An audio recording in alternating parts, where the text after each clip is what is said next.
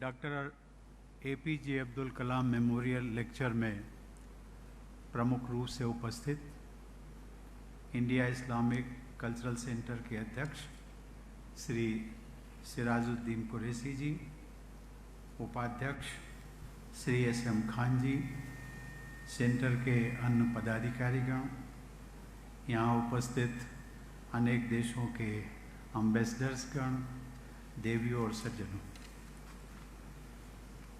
इसे मैं अपनी खुशकिस्मती समझता हूँ कि कलाम साहब जैसी अजीम शख्सियत की याद में आयोजित जलसे में शिरकत करने का मुझे मौका मिला है। इस लेक्चर सीरीज़ के ज़रिए कलाम साहब के आदर्शों को लोगों तक पहुँचाने के लिए मैं इंडिया इस्लामिक कल्चरल सेंटर के प्रेसिडेंट और गवर्निंग काउंसिल को बधाई देता हूँ। मुझे ये जानकर बहुत खुशी हुई कि ये सेंटर अपने मैंडेट के मुताबिक कौमी एकता के लिए लगातार काम करता रहा।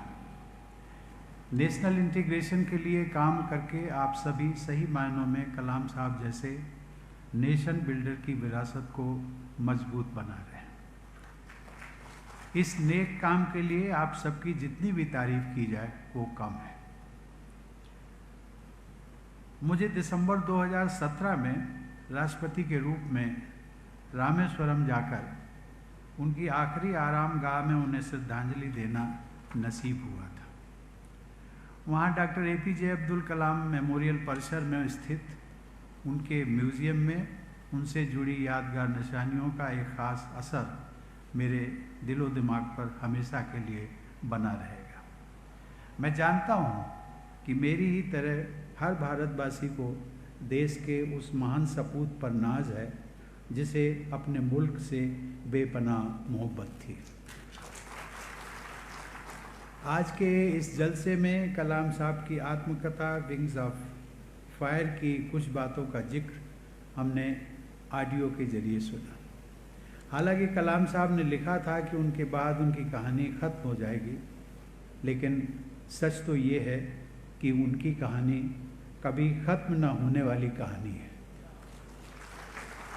उनकी अमर कथा का सिलसिला हमेशा हमेशा के लिए भारत की आने वाली पीढ़ियों के लिए दिलो दिमाग में बना रहेगा। जैसा कि सभी जानते हैं कि कलाम साहब को बच्चों से बेहद लगाव था। वे स्कूली बच्चों से ख़ास तौर पर मिला करते थे। उन्हें यकीन था कि वो आने वाली पीढ़ियां भारत के स्वर्णिम भविष्य का निर्माण करेंगे। मुझे भी अपने देश की युवा पीढ़ी की काबिलियत और मेहनत पर पूरा भरोसा है। मैं ये भी मानता हूँ कि भारत की तरक्की में हमारी बेटियों की अहम भूमिका रहेगी। राष्ट्रपति होने के नाते मैं अनेक शिक्षण संस्थानों का विजिटर भी हूँ। मुझे ये देखने को मिला है कि लगभग सभी हायर एजुकेशनल इंस्टीट्यूट्स में हमारी बेटियाँ लड़कों के मुकाबले बेहतर प्रदर्शन करती हैं। पिछले महीने Indian institute of management Jammu के कन्वोकेशन में मैंने देखा कि सभी गोल्ड मेडल्स हमारी बेटियों ने ही जीते। इस साल के सिविल सर्विसेज के इम्तिहान में भी टॉप 3 पोजीशंस हमारी बेटियों ने ही हासिल की थी। हमारी बेटियों के आगे बढ़ते हुए ये कदम आने वाले भारत की सुनहरी तस्वीर पेश करते हैं। देवी और सज्जनों, इस सेंटर के वाइस प्रेसिडेंट जनाब SM खान ने कलाम साहब के प्रेस सेक्रेटरी के ओहदे की जिम्मेदारी तो बखूबी निभाई थी। उन्होंने कलाम साहब पर एक अच्छी किताब भी लिखी है।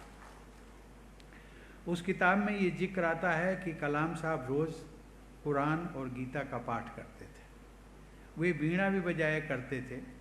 महाभारत के किरदारों में वो विदुर को सबसे अधिक पसंद करते थे, क्योंकि विदुर में नाइंसाफ़ी के खिलाफ संजीदगी के साथ आवाज़ उठाने की हिम्मत और सलाहियत थी। और इसीलिए अभी जब मैं उनका वीडियो देख रहा था तो उन्होंने कहा था, when you speak the truth when you speak the truth. ये कहा जा सकता है कि कलाम साहब इंडो इस्लामिक कल्चर की एक आदर्श मिसाल थे।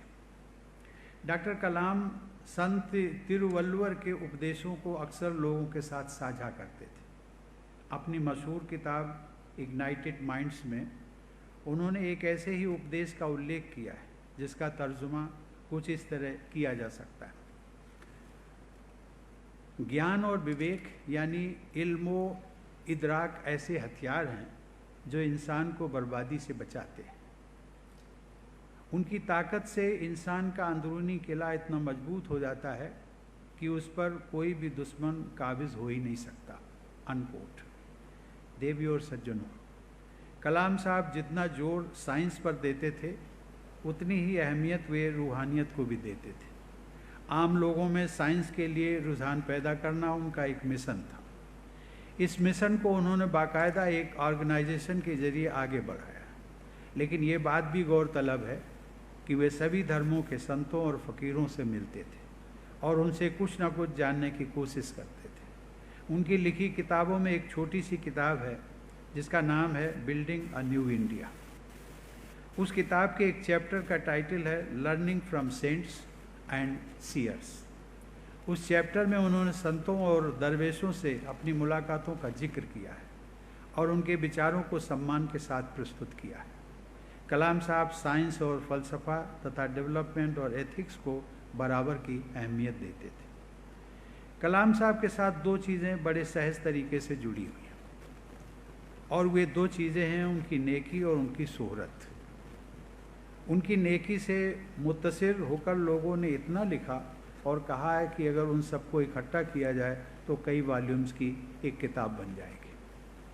कलाम साहब ने लिखा है कि मैं देशवासियों से भारत की महानता को समझने और उसे अपनाने की गुजारिश करता हूँ। वो कहते थे कि किसी भी ताकतवर मुल्क में तीन खास बातें होती हैं। पहली बात है कि जो कुछ मुल्क ने हासिल किया है उस पर फ़ख्र करना।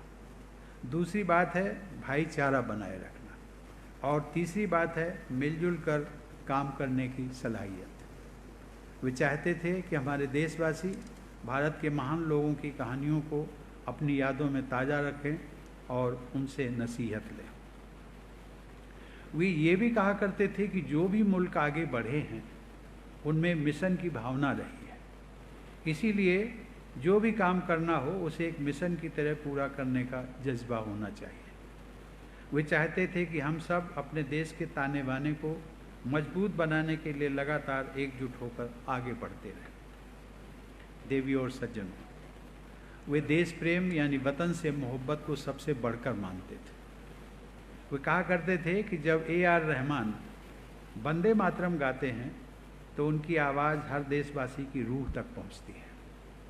भारत के हर गांव और शहर को, भारत के हर शहरी को वे खुशहाल और मजबूत देखना चाहते थे और इसके लिए हमेशा कोई न कोई प्रोग्राम या स्कीम बनाते रहते थे तथा उसे अमल में लाने की कोशिश में भी लगे रहते थे। कलाम साहब चाहते तो नासा में या दुनिया के किसी भी मुल्क में बहुत बड़े ओहदे पर काम करके ढेर सारी दौलत कमा सकते थे। उनके पास ऐसे ऑफर भी आते थे, लेकिन उन्होंने देश में ही रहकर साइंस, खासकर डिफेंस, स्पेस साइंस और कम्युनिकेशन के क्षेत्र में भारत की सेल्फ रिलायंस या खुद मुख्तारी का रास्ता मजबूत किया। उन्होंने भारत के पश्चिमी और पूर्वी समुद्र के रेतीले तटों पर जो प्रोजेक्ट अंजाम दिए हैं वे हमारी सेल्फ रिलायंस का परचम है। उड़ीसा से लगे समुद्री तट के पास एक द्वीप पर कलाम साहब के मार्गदर्शन में एक अति आधुनिक मिसाइल टेस्टिंग रेंज विकसित किया गया है।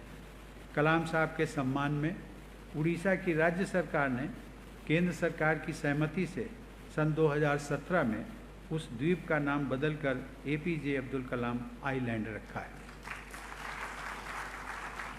एक बड़ा सादा सा लेकिन सनसनीखेज शेर है जो मुझे लगता है कि कलाम साहब पर बिल्कुल ठीक बैठता है। वो शेर है कि वतन की रेत मुझे एड़ियाँ रगड़ने दे, वतन की रेत मुझे एड़ियाँ रगड़ने दे, मुझे यकीन है कि पानी यहीं से निकलेगा।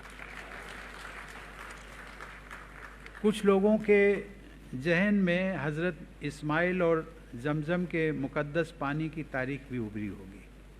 मैं नेकी और रूहानियत से जुड़े सभी मज़हबों के ऐसे तमाम वाक़यात के अजीम किरदारों को भी सलाम करता हूँ। देवियों और सज्जनों, कलाम साहब की आत्मकथा विंग्स ऑफ फायर हर देशवासी को पढ़नी चाहिए, खासकर नौजवानों को। ये किताब कई भाषाओं में छप चुकी है। मैं ये भी चाहूँगा कि हमारे नौजवान कलाम साहब की अनमोल नसीहतों को अपने जीवन में ढालें। अपने टीचर्स की इज्जत करना और अपने घर वालों से लगाव बनाए रखना उनकी कहानी में बार बार जाहिर होता है।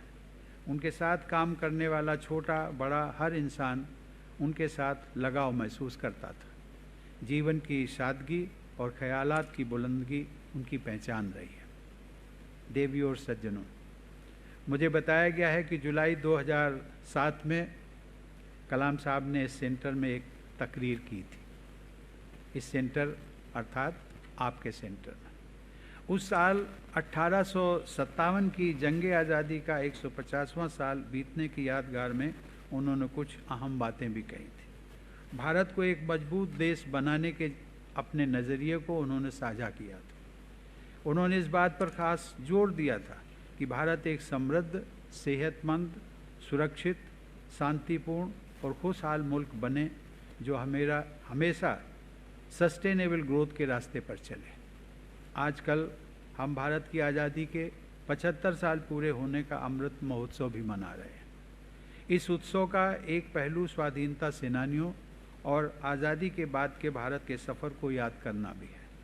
मैं चाहूँगा कि इंडिया इस्लामिक कल्चरल सेंटर कुछ ऐसे काम करे जिनसे कलाम साहब के और उन वैज्ञानिकों के बारे में जिन्हें खुद कलाम साहब ने 5 माइटी सोल्स कहा है, उनके बारे में नई पीढ़ी में जानकारी बढ़े। कलाम साहब ने जिन महान वैज्ञानिकों का जिक्र किया था उनके नाम हैं professor Vikram Sarabhai, professor Satish Dhawan, professor ब्रह्म प्रकाश, प्रोफेसर MG के मेनन और doctor Raja Ramanna. Nation builders की कहानियों में हमारे वैज्ञानिकों की कहानियाँ ख़ास तौर से शामिल की जानी चाहिए। आज से एक हफ्ते बाद यानी 27 जुलाई के दिन हमारे देशवासी कलाम साहब की पुण्यतिथि के अवसर पर उनका सादर स्मरण भी करेंगे। 15 अक्टूबर के दिन उनकी जयंती मनाई जाती है। मैं चाहूँगा कि इस्लामिक सेंटर द्वारा कलाम साहब से जुड़ी इन तारीखों के दिन हर साल खासकर नौजवानों में विज्ञान की लोकप्रियता बढ़ाने के लिए प्रोग्राम किए जाएं। मेरा विचार है कि ऐसा करके आपका सेंटर कलाम साहब के प्रति सच्ची श्रद्धांजलि अर्पित करेगा। कलाम साहब भारत को केवल एक विकसित देश के रूप में ही नहीं बल्कि एक महाशक्ति के रूप में देखना चाहते थे। उन्होंने 2020 तक भारत को एक विकसित देश बनाने का खाका पेश किया था। मुझे पूरा यकीन है कि जब हमारी आज़ादी के 100 साल पूरे होंगे तब हमारी अगली पीढ़ी भारत को एक महाशक्ति के रूप में पूरी दुनिया के सामने स्थापित कर चुकी होगी। 2047 का वो भारत हमारे महान स्वाधीनता सेनानियों के सपनों का और कलाम साहब के सपनों का भारत होगा। धन्यवाद। जय हिंद।